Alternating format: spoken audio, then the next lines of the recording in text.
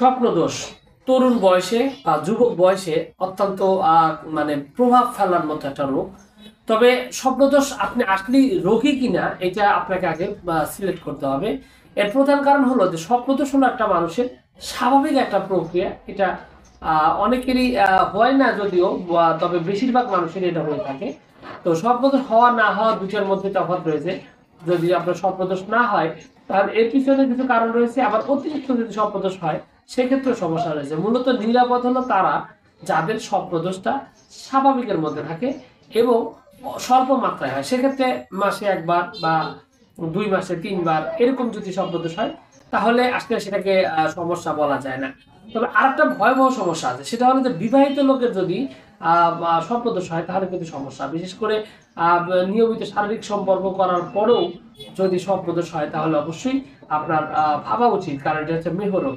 তো যাই হোক, এখন বিষয় হলো যে আপনার যদি অতিরিক্ত অস্বাভাবিক স্বপ্নদোষ হয় তাহলে আপনাকে অবশ্যই এটার জন্য চিকিৎসা নিতে হবে। মূলত আজকের এই ভিডিওতে সেটা নিয়ে আমি কথা বলবো। স্বাভাবিক বলতে এটা বোঝায় যে আসলে দেখা যায় যে সপ্তাহে অনেকের একবার 2বার বা সারা মাসে 3 থেকে 4বার পর্যন্ত 4-5বার পর্যন্ত স্বপ্নদোষ হয়ে থাকে। তো এইরকম অতিরিক্ত যদি আপনার স্বপ্নদোষ হয় তাহলে আপনাকে বুঝে নিতে হবে যে আপনি আসলে সমস্যার মধ্যে রয়েছেন। আর এই ধরনের লক্ষণ থাকলে যে বিষয়টা হবে সেটা হলো এই স্বপ্নদোষের অতিরিক্ত হওয়ার কারণে শরীরে ক্ষয় হয়।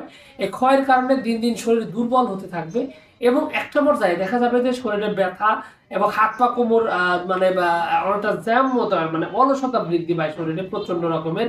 স্মৃতিশক্তি কমে যায়, কাজকর্মের মনোযোগ টোটালি থাকে না, মনেই থাকে না। একটা কাজ মনোযোগ দিয়ে ঠিকঠাক মতো করলে 2-4 মিনিট 5 মিনিট পর তার প্রতি আগ্রহ হারিয়ে যায়, যার কারণে কাজে বারবার ভুল হয়। মনোযোগ কাজ দিয়ে একটা কাজ করা বা পড়াশোনা এগুলো আসলে সম্ভব হয় না, কারণ এগুলো সবই ক্ষতিগ্রস্ত হয়ে যায় এবং শারীরিক মানসিকভাবে সব দিক দিয়ে ভালো রকমের প্রভাব ফেলে। এবং সেই সাথে আরো যে সমস্যা তৈরি করে সেটা হলো যে তার পুরুষত্বের যে ব্যাপারটি রয়েছে এই সাইডেও কিন্তু সমস্যা তৈরি করে। এর পিছনে অন্যতম প্রধানতম কারণ হলো যে দীর্ঘদিন বা নিয়মিত যদি আপনার এই স্বপ্নদোষটা হতে থাকে তাহলে আপনার দেখা যাবে যে আস্তে আস্তে শুষ্ক তরল হয়ে যাবে, মানে বীর্য পাতলা হয়ে যাবে, যার কারণে তার টাইমিং কমে যাবে এবং ফিজিক্যাল রিলেশনের ক্ষেত্রে তার বড় ধরনের সমস্যা তৈরি করবে এবং পরবর্তী বিবাহিত জীবনে তার একটা সমস্যা তৈরি হবে। এবং বিষয়টা হলো যে যদি এরকম অধিক মাত্রায় স্বপ্নদোষ হতে থাকে তাহলে যে বিষয়টা হবে যে তার মানে বীর্য পাতলা হয়ে যাবে, পরবর্তী বিবাহিত জীবনে তার স্ত্রীকে ঠিক মতো সুখ দিতে পারবে না, যে পরিপূর্ণ যৌন তৃপ্তি সেটা নিতে পারবে না।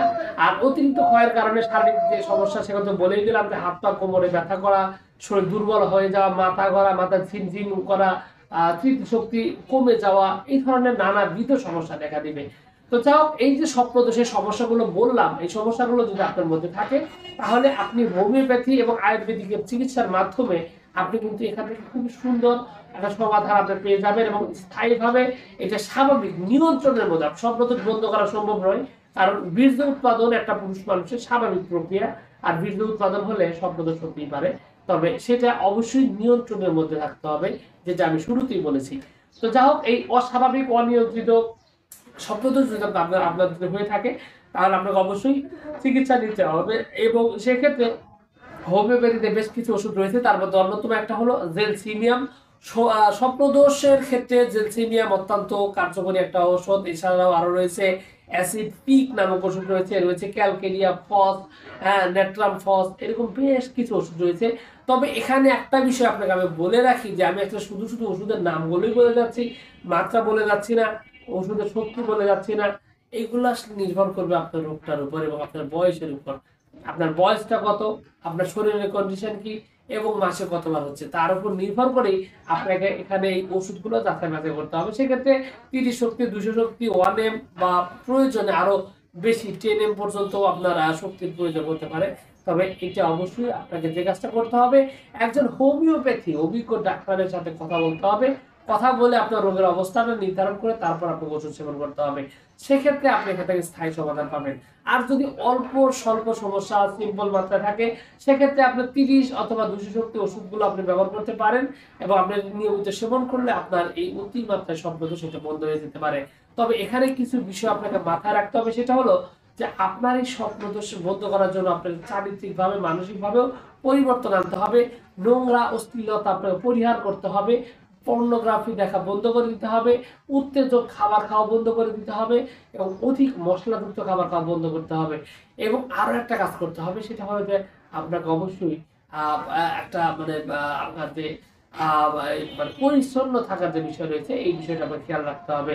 এবং খাদ্যের দিক থেকে যেহেতু শরীর থেকে প্রচুর ক্ষয় হচ্ছে, সেক্ষেত্রে স্বাভাবিকের মধ্যে যদি থাকে তাহলে আপনাকে অবশ্যই যে কাজটা করতে হবে সেটা হলো যে আপনাকে ওই যে মানে আপনার অতিরিক্ত পাওয়ারফুল যেমন দুধ, ডিম এগুলা খেলে কিন্তু অনেক ক্ষেত্রে স্বপ্নদোষ বেশি হয়ে যায়। আপনার যদি এই ধরনের হয়ে থাকে তাহলে কিন্তু এখানে একটা ব্যাপার রয়েছে। তবে সিম্পলের মধ্যে হলে আপনি এগুলো খেতে পারেন। তবে যাই হোক, আপনাকে অবশ্যই যদি অতিরিক্ত স্বপ্নদোষ হয় আপনাকে অবশ্যই যতটা দ্রুত সম্ভব একজন অভিজ্ঞ হোমিওপ্যাথি ডাক্তারের সাথে কথা বলে তারপর চিকিৎসা নিলে আপনি এখান থেকে সমাধান পেতে পারেন। এক্ষেত্রে হোমিও অথবা আয়ুর্বেদিক চিকিৎসা আপনার জন্য বেস্ট হবে। তো যা হোক, সবকিছু মিলে এটুকু ছিল আজকের ভিডিও।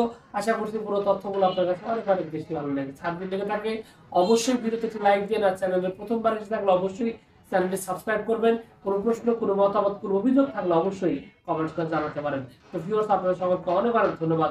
আসসালামু আলাইকুম।